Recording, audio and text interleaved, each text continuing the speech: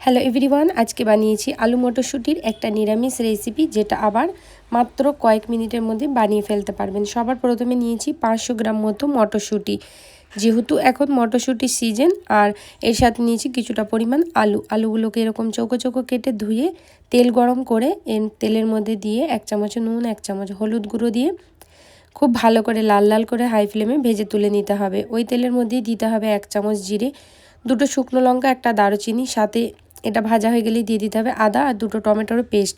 এগুলোকে দিয়ে খুব ভালো করে 1 মিনিট কষিয়ে নিয়ে দিতে হবে 1/2 চামচ হলুদ গুঁড়ো, 1.5 চামচ লঙ্কার গুঁড়ো, 1 চামচ ধনিয়া গুঁড়ো, 1/2 চামচ জিরে গুঁড়ো।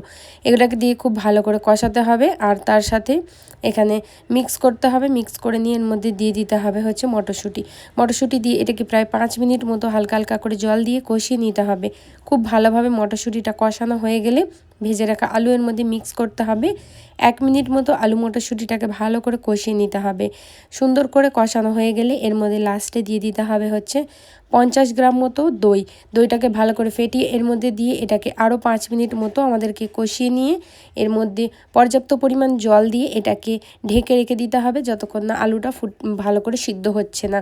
এবার মশলাটা ফুটে আসলে 1 চামচ নুন দিয়ে এটাকে খুব ভালো করে 5 মিনিট লো ফ্লেমে রেখে দিলেই দেখবেন আমাদের কষা কষা আলু মটরশুঁটি রেসিপি একদম তৈরি হয়ে গেছে।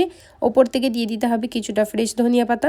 পুরো ভিডিওটা আমার চ্যানেলে আছে, আপনারা অবশ্যই দেখবেন। আর এরকম ভিডিওর জন্য আমাকে ফলো অবশ্যই করবেন। পুরোটা দেখার